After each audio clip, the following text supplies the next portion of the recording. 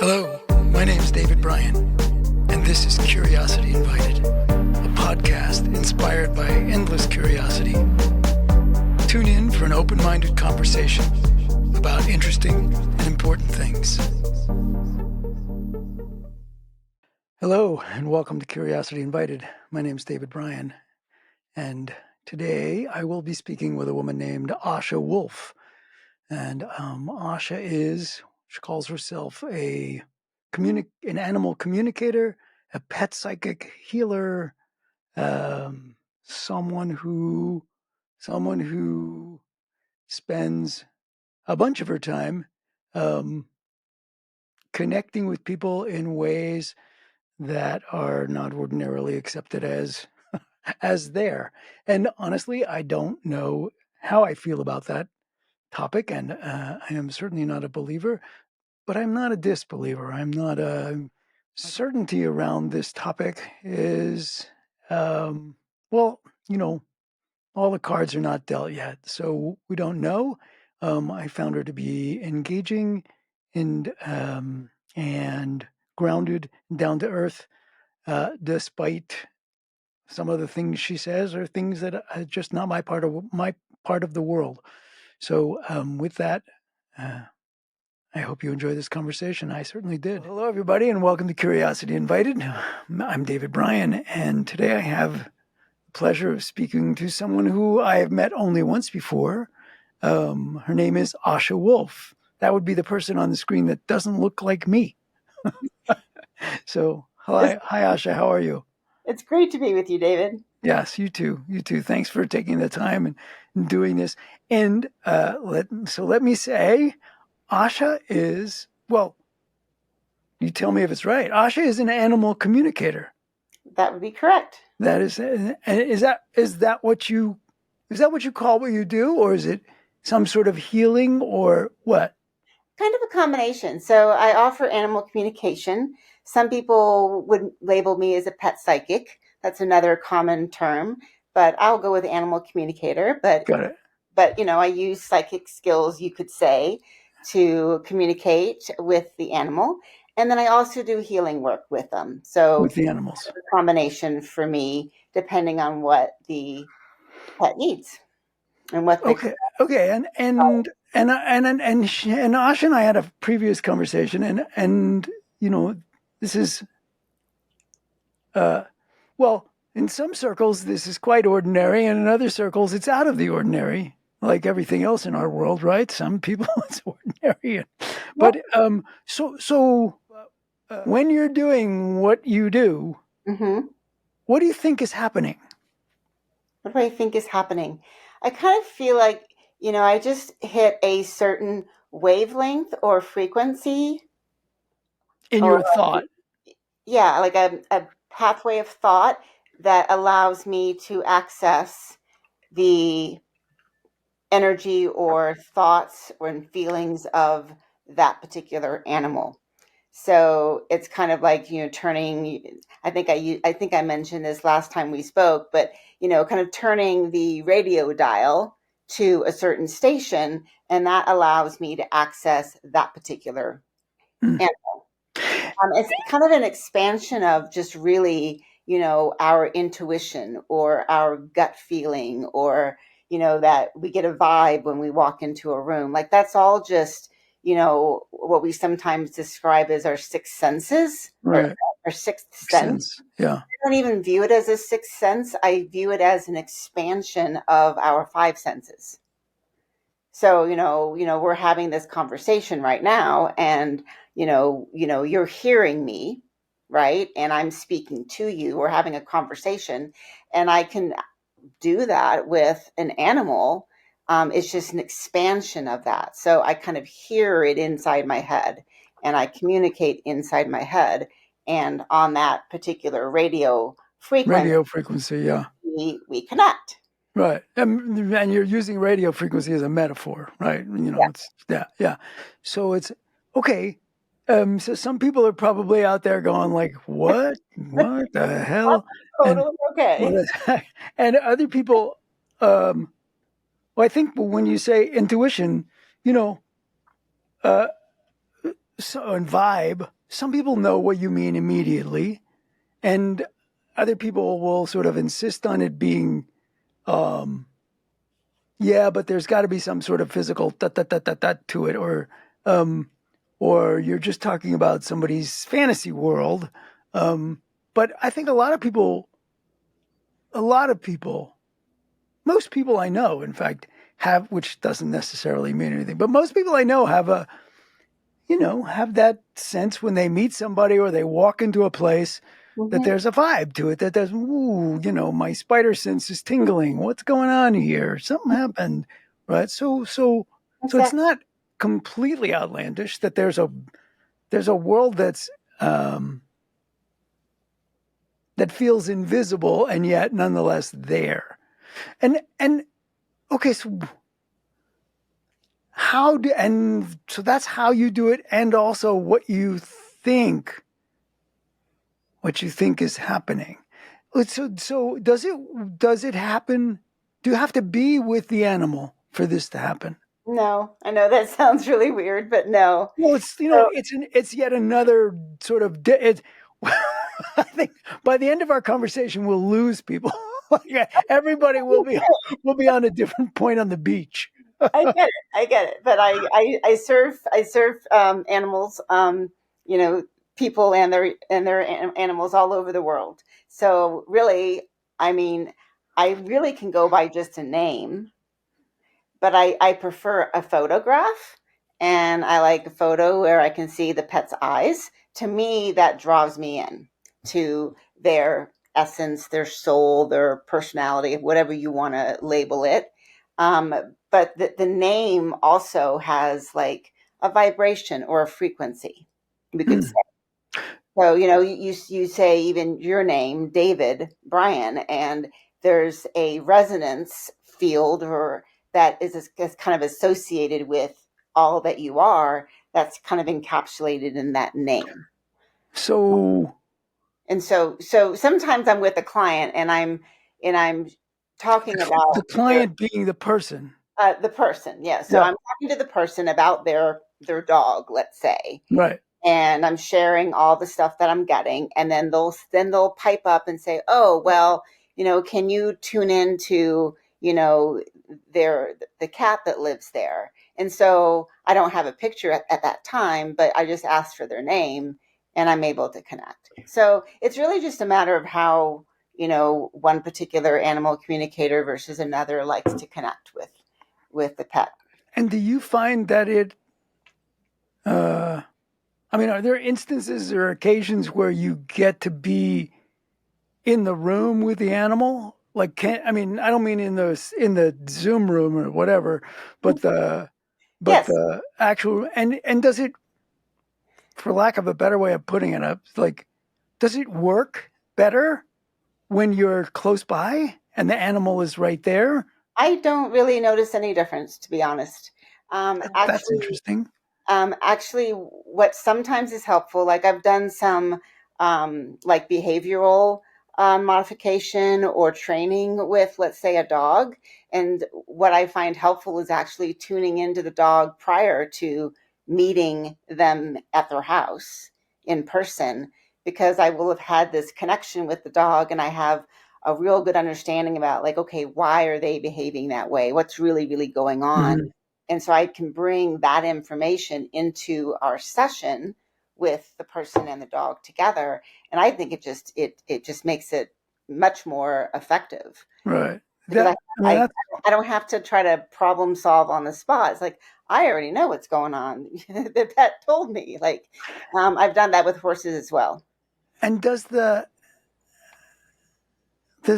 have you had instances where, like, you kind of walk into the room and the animal's like, "Oh, Asha, I'm so surprised to see you." I mean, whatever the equivalent is, It's that not they've quite already got the connection It's somehow. not quite that dramatic, but what I will say is, like, I come to the door for the first time, I've already had a full communication session with, let's say, a dog, and I come in and like, I know how to be around a dog that might be skittish or fearful. So I I come in with knowledge of that too. But right away, the human will say, "Oh my gosh, he's so much more receptive to you than anyone I've seen," or Mm. like there's that kind of response. Got it. Like Got they're it. more comfortable with me, or the training seems to go faster. Yeah. Yeah. Well, so you just made reference to it. Um, so you are familiar with how to be around animals, at least of certain sorts.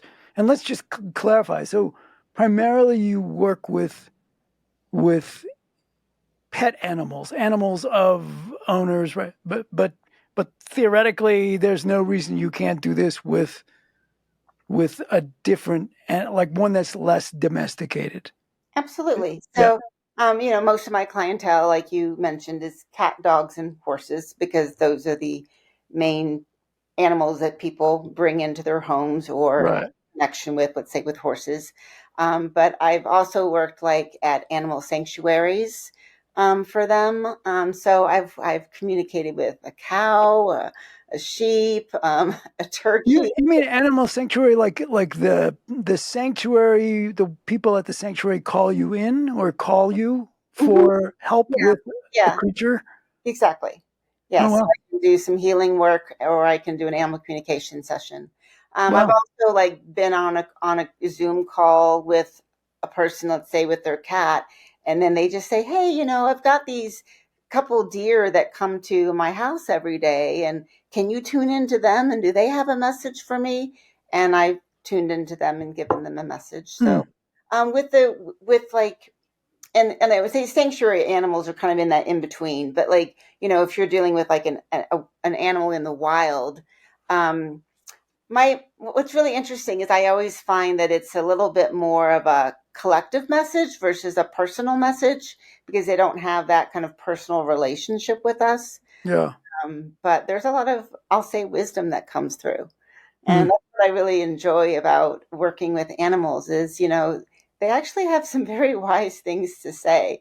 And it's fun because they have their personality too. Like especially like the domesticated like cats and dogs. And, I'll really get a feel for their personality, their quirks, their like some cats are very demanding and some, cats are very sweet. They're all different, which is really fun. But then they always have messages for what their needs and wants are. But then they also, so what I've really come to believe just through connecting with the animals is that a lot of that they're here to help us. That they have that I believe that there's actually a soul contract. That there's a reason why we Hmm. have certain animals in our lives, just like we have certain people in our lives or family members in our lives, and they really care about us and they have messages for us. So it's interesting because sometimes I work with the animal and then the human gets a message from the animal and then it ends up being that then I actually work with the human. So because I do both in my work. Okay, So say more about that. We didn't speak about that last time. So what does that mean? You work with the human in what way? You so healing or sort of helping them sort through things? you could say helping them sort through things. I kind of work on more the soul level, and we can kind of help in their lives by cleaning up like ancestral trauma or baggage that might be carried along through the family line or through generations. We can actually clear that up. If there's anyone on the call that's familiar with like past lives or Akashic records, I do that kind of work. Any sort of epigenetic programming, and there's a resonance field that we have that can encapsulate, emotions and akashic records and epigenetic programming or imprinting. And I have like some skills to kind of collapse all that, which allows people then to kind of move forward in a place or an area of their life where they felt stuck. What would you say you were? Well, I don't know what the word that was coming to my mind was steeped in, but um, were would you say you are a student of um, sort of occult Well, views of things?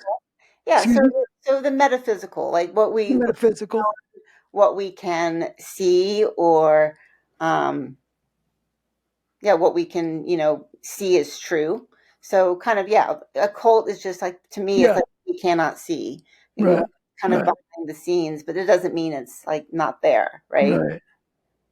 And well, so we've now just dropped off a few more people on the beach. They're not coming the rest of the way, but I don't mean they're turning off, but they're going like, "Oh my god!"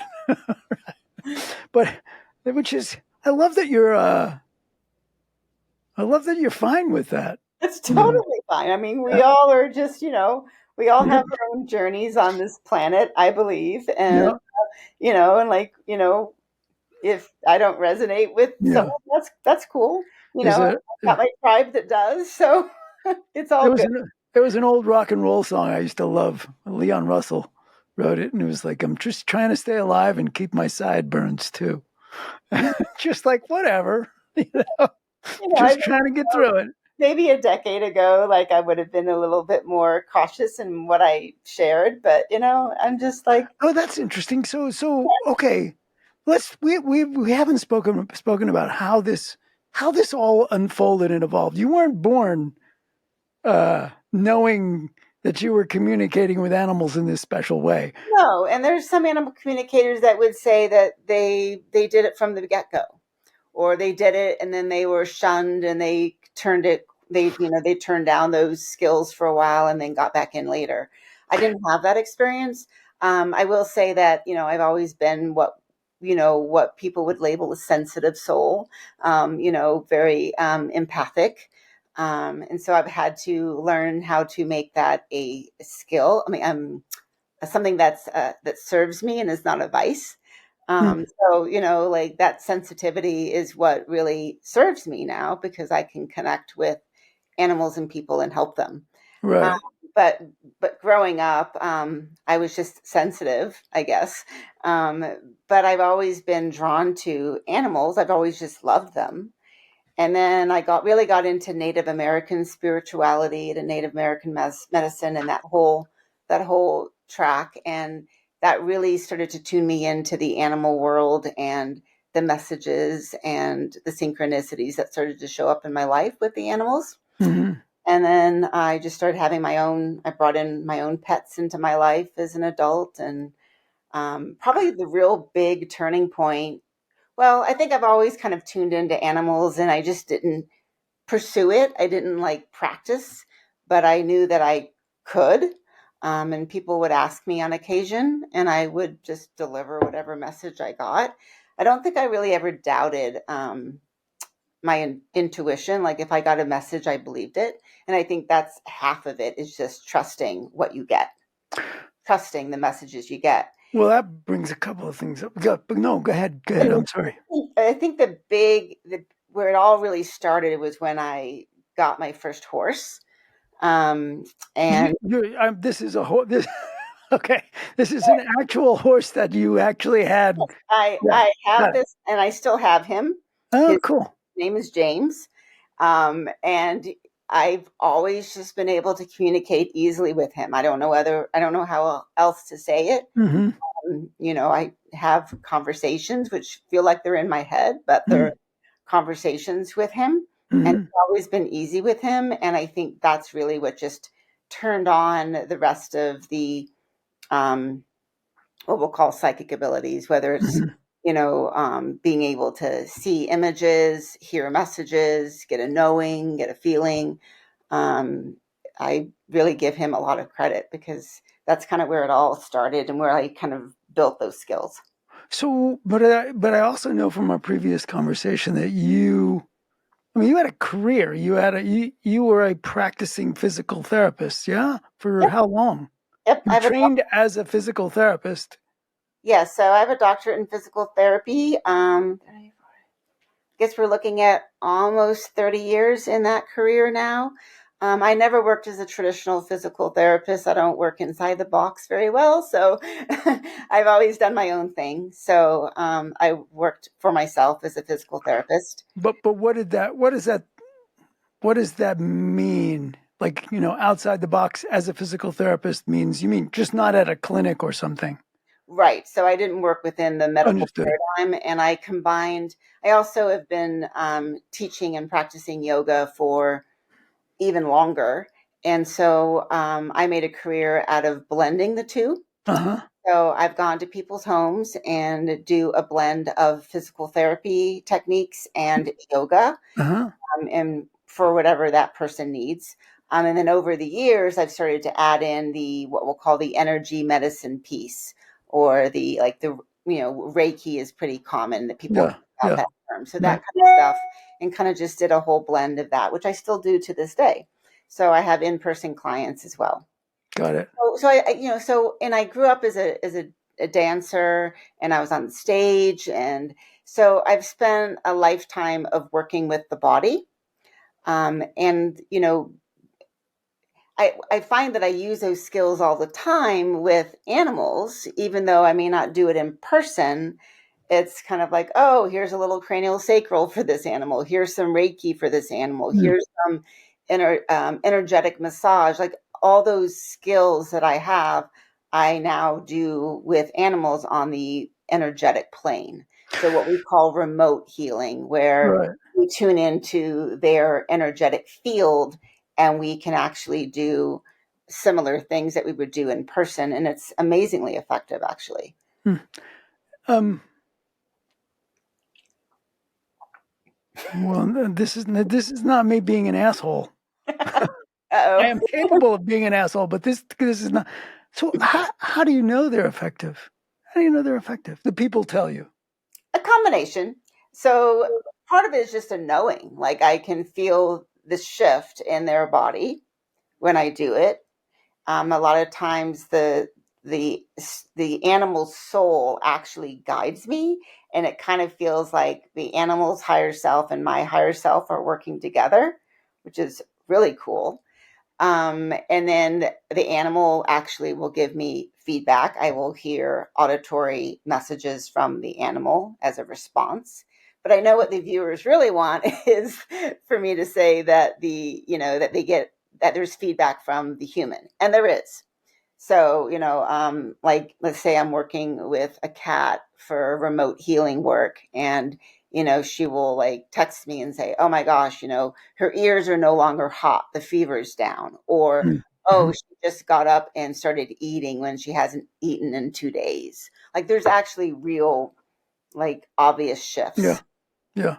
Um, So this is an odd question, maybe, as if any of the other questions I've asked isn't.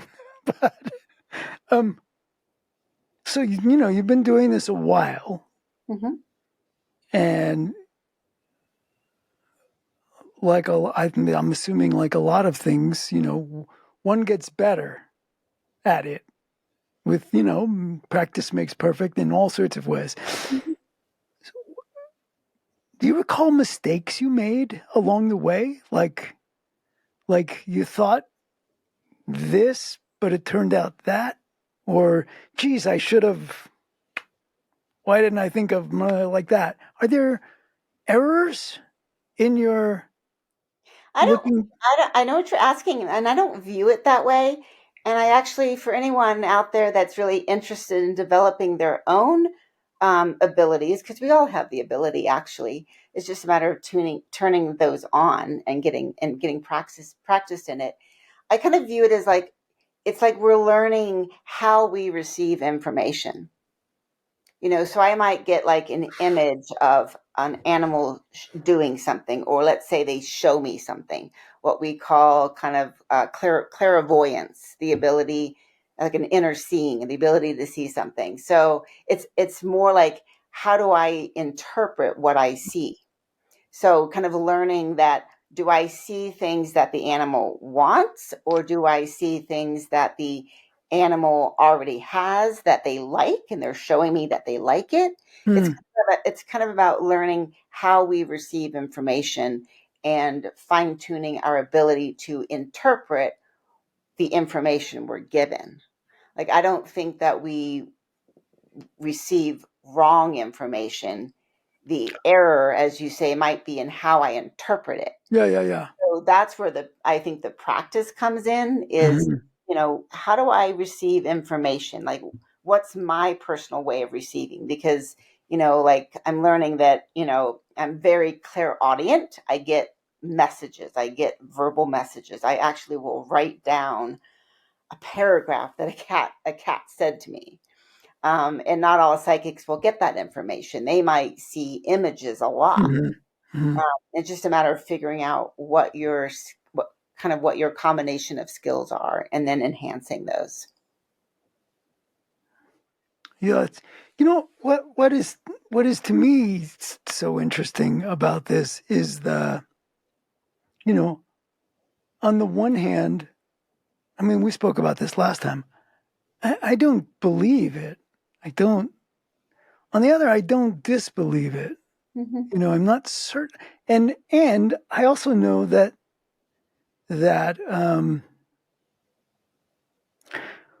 well, one can call it anything, and people do from intuitions, a hunch. Mm-hmm. I just had a hunch that like whatever, and it happens in at odd times in odd ways, and it does kind of feel like, well, sometimes it feels like I'm picking up on information that I see, but they're subtle, right? Nobody said anything. It's just the way this person's sitting, the way this, whatever it is, and I'm telling myself that story. I don't know what's going on, and I know that's true for everybody I know. Is people have hunches about stuff. People Mm-hmm. just say, I don't know about that guy, I don't, whatever it is, and so it's both plausible and implausible from sitting in a very conventional seat here. I get And it. so it's a really it yeah, and I think you are so grounded in how you explain it that there's something that's like, yeah, I'm kind of wanting to get over that hump of believing it. But There's something that you said. You were saying that you get a hunch, or you get a feeling, yeah, and you said it's at odd times. And it's kind of like, those, like, you get like an intuitive hit on something, like in the shower. Or it's almost like when you're not trying, when you're not thinking about it, sure, that's when you get the little bit of wisdom in that you needed. Like, if you were trying to figure out how to solve a problem or a situation, and it's sometimes the idea, the solution comes to you at an odd time, or sure, when you're like washing the dishes or just doing something else. right, And, like, to me, like, that's the key. That's when you're in a more receptive mode. It's like, for a while, maybe, if I was like trying to solve a problem and I'm using my brain a lot, and I'm like just trying to figure it out, it's almost like that intuition, that hunch, that kind of knowing can't get in because my brain is so busy trying to solve the problem. But when I go and wash the dishes or take my dog for a walk in nature, I my mind softens a little bit, and my body softens a little bit around the problem. Maybe I start thinking about something else, and then the intuition, the hit, the hunch, the can come in. And so for me, like, when I'm wanting to communicate with an animal, it's me deliberately coming into a space where I can receive the information. mm-hmm. Mm-hmm. So I actually sit down, and you mentioned grounded. I do ground my energy. I do kind of get into a place where I have to kind of get out of my head that like wants to be in control, and I have to be able to, be to receive. So that's what I meant by a certain frequency or Yeah, yeah, radio channel. But yeah, we all go to that place. Um, And it's just a matter of being able to train ourselves to go to that place. Like a lot of people get their biggest intuitive hits like first thing when they wake up in the morning. Sure. Right. I mean, the numbers of those experiences Yeah, are. because you were more receptive. You were sleeping all night, your mind got quiet, you're in a very much more receptive mode when we first wake up. So it's kind of like our guides or our higher self know that, and that's when they come in and to deliver a message to us. When you were growing up, was this a feature of your life? Was this, was this No. wasn't a family business, right? Absolutely not. No, I mean, I didn't come. I mean, my family, there was a little bit of openness around, like, my mom was interested in astrology.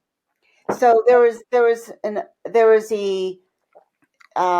space for possibility, but we didn't have conversations around it. No one talked about this stuff, but no one necessarily canceled it out either.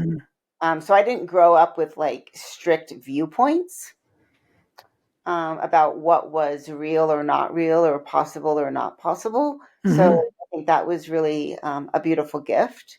But no, I didn't grow up with none of my family members do. Mom was a psychic, dad was a wizard, right? No, my dad was a businessman, and my mom worked as well, and that Yeah. that was it. Yeah. Yeah, we didn't really talk about it. The only thing I remember is my mom had curiosity in astrology, so that was a conversation that was kind of just accepted. Um, Mhm. like I grew up believing it because my mom was believed in it. My dad, I think, just kind of went along with it because he loves. Yeah. Um, Well, I mean, it I think, wasn't disputed. Like my dad didn't say, "Oh no, that's not possible." yeah. Yeah, Well, sure, whatever. it's a weird thing. I mean, I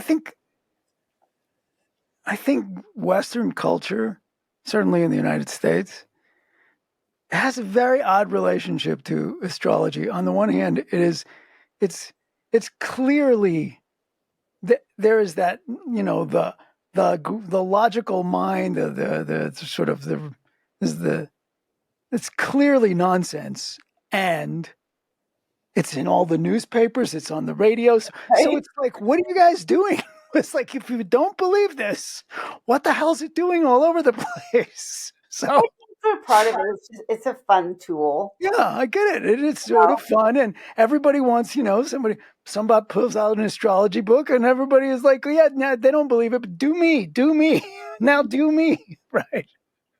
So Yeah, yeah, and they want to some. know like what sign are you, Um, and then I'm it hoping you're helps them still make sense there. of your Oh, personality. good. Yeah, I did. I freeze. You did freeze, yeah. Wait, say that again, just in case in the last, because you froze, and I'm not sure. So I should be able to get the whole recording, but say it. Say whatever you said. What did I say? It's kind of. I was saying it was a fun tool. It's kind of like if it's fun to say, "Oh, what's your sun sign?" or "What's your," and then it's like, "Oh, yeah, that makes sense because it matches the personality Right. traits of Exactly. that particular That's sign." what I mean. Is this there's this odd sort of flirtation with this thing I absolutely don't believe, but now, like, what does it say about me? It's pretty funny. It Yeah. is pretty funny. Um, No, that's no, I interesting. grew up in the dance world, and I think, not, there's plenty of dancers that are a little bit more scientifically minded, but I think for me, it opened up that doorway because a lot of the dance I took, it branched into exploration of the inner world or the inner body. Hmm. So I got into things like Alexander technique and Feldenkrais, Sure. body Right. centering, and those more alternative approaches to exploring the body. You bet. And so for me, that just it my mind just became very open to like, oh, what's possible. And then I would have these like inner journey experiences when I would connect to, something going on inside my body. And Hmm. I think it just made me believe that for me, so much of this was real, that there was something to it. Well, I Um, mean, I think everybody's Inquisitive.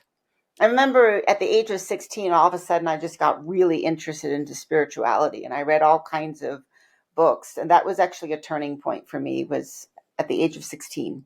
Can you think back to, was there something going on in your life then that all of a sudden you were looked in that direction, or no, not so much? Not particularly. I think just at that age, you start to really become independent and start to have your own mind and your own thoughts about And things. did you have friends? Did you have friends that were interested in those same things, and you sort of, it became A a little common bit, thread? a little bit. I A would little I bit. would say that I was definitely the one. Um, I independently explored it on my own, but then there Yeah. were friends that were interested as well. Right. A couple years after that, I went to New York City for as a dance major at NYU, and I loved that because I just felt like I met my tribe of people, Mm, and I right. have all kinds of conversations with my dance friends. It's the tribe of people that wears these big heavy socks over their leotards, and there's, there's a uniform. And I've spent a lot of time in the dance world, That was and there's a uniform. that was back in the 80s. Leg warmers, just talking about leg warmers, I think. Yeah, exactly. But like, they're very, very, there's there's a lot of creativity into the leg warmer scene.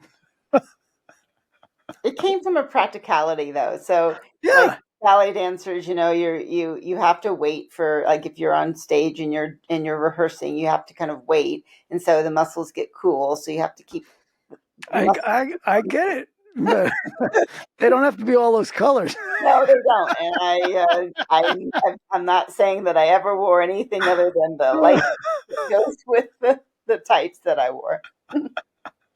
Yeah, it's funny. Um, well, so what else would you want people to know about this world? And well, in addition to how people might want to get in touch with you, I mean, I suppose they could just tune in and call you that way. But but are there other things about this that you feel are, um, I was going to use the word important, but certainly worth people wondering about, thinking about, knowing about? I just think, getting back to the animals, I think it's just such a beautiful way to deepen our bond and our connection with the animals that we live with or we partner with, if we're talking about horses. Um, and they have feelings too. They have a personality as well. They have their wants and desires and needs as well. And it just feels like I always have so much gratitude when I'm able to help um, a human understand their animal a little bit better, or help problem solve, like if they have sort of a Hmm. behavioral issue, like really understanding what's going beyond behind that, like what are they really trying to share. They don't talk to us the same way as we're talking to each other, and so if I can be a bridge, and help that communication between the two of them, that's such a beautiful thing. Hmm. And just watching how it also can transform the human too, watching them shift and them having a little bit of healing in some way. Hmm. To me, Yeah. that's just such a beautiful gift for everyone. Mm. I benefit too. I mean, I feel like it's such an honor to do that, and fun as well. And we can communicate with animals on the other side too. So sometimes it brings closure, to connect with an animal that's no longer with us, and um, the humans feel so healed by it. Um, so yeah, I think that's the last little message I'd like to offer. And and if somebody does want to speak with you about that, about this, about what you do, about what you can do, and etc. I know there's a website, yeah, Hmm. and you're gonna make sure that you send me that link so that I can make sure it's on the screen, both on the screen and in the various notes. And yeah, Do you have a I don't know what they call it. Do you have a busy full practice that are you doing this 24/7? I'm not doing it 24/7, but I do stay busy. And I do a combination of the both the animal, working with animals and working with With people. people? But animals are definitely my joy. I was Uh, going to say, is it as rewarding? I mean, it sounds like the animal piece would be just, I mean, the indication of how I feel about animals, but like that, it would just seem like that's, you know, Kind of like a box of chocolates. I never know what I'm gonna get. So it's for me, it's really fun when I just sit down and decide to tune in with whatever animal I've been asked to tune into. Um, hmm and it's really fun, the things that come through and the messages that I receive, and the insights I get and the pictures they show me. And then it's fun to relay that information to their human. It's just fun. And even when it's sad, like even if I'm dealing with a animal that's crossed over or an animal that's getting ready to pass. I mean, it's not always, you know, rainbows and unicorns. I mean, yeah, sometimes it's hard messages, but there's still a beauty in it. And yeah. because basically, I feel like I'm giving the animal a voice, and I'm just the communicator for that. Well, and most of the time, or maybe all the time, you know, the the people who contact you or not contact you because they want to hurt their animal. They want to somehow help their animal. They're in distress, and so Right. and so you're in all that way. It's like you're dealing with animal lovers. They may be doing it in a way that is not what the animal wants, or there might be a better way. But that's the underlying, right. The impulse is to reach out. Hey, I'm concerned about my animal, Hmm. and that in and of itself is a positive. That's a more positive world than some of what we're used to these days. True, it's true, and it links us instantly. We have a common reason for coming together, and it's Yeah, for the benefit and the service of the animal. yeah, Um, and yeah, so what greater thing to me than that is to I totally get it. I totally take get it. a second class citizen or a third class citizen, which is what animals are on this planet, unfortunately, Yeah, and letting them, have the stage, let them be front and center, um, let them be first. yeah. Well, Asha Wolf, I am so thankful that you. Now, this is the second time we've had a conversation, and I just am really glad you were willing to spend your time and give me this time and give people this time. And I promise to put that information of how to get in touch with you out there. And thank you. Thank you. Oh, this was so delightful, David. Thank you for inviting me onto this podcast. My pleasure. My pleasure.